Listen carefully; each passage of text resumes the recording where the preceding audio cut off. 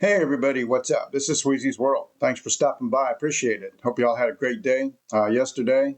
Uh, it's hump day, so we hope you have the good rest of the week. So like I said, if it's good weather where you are, get out and have a doggone barbecue. All right, I talk about things that interest me and hopefully will interest you. And at this point, I'm very interested in an EMP and having enough cash on hand to kind of weather through a lot of it that would happen afterwards. Now, we could get an EMP from a nuclear blast in the sky, miles up, or we could have a major corona discharge and hit the earth, give us a major EMP that way.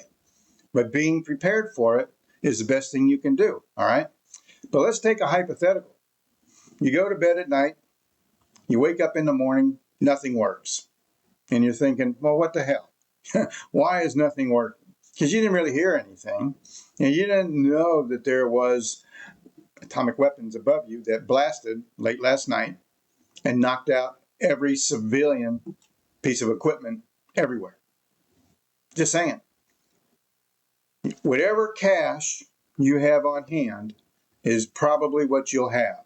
Because let's think of it this way.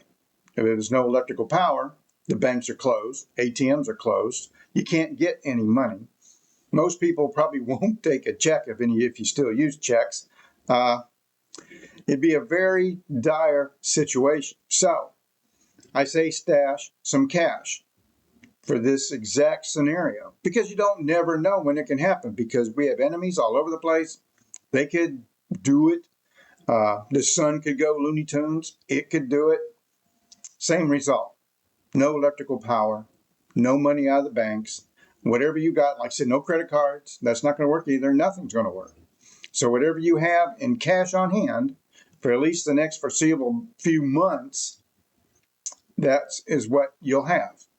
So if you don't have precious metals, you need to get some, but you need to keep on hand buckaroonies.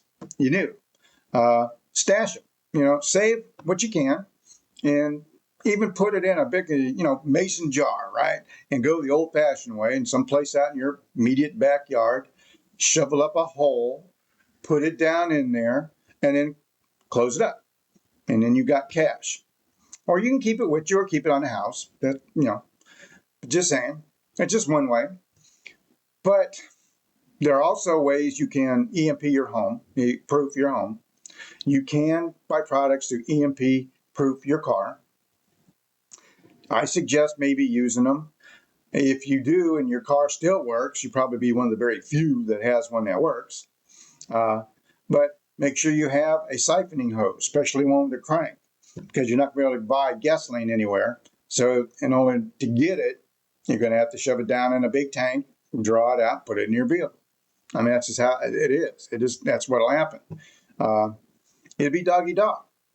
Grocery stores won't be able to restock. So whatever food supplies you have is what you'll have. You won't be able to just go out and go, oh, no, I need to go out and get this and get that. Well, 50,000 people thought the same thing.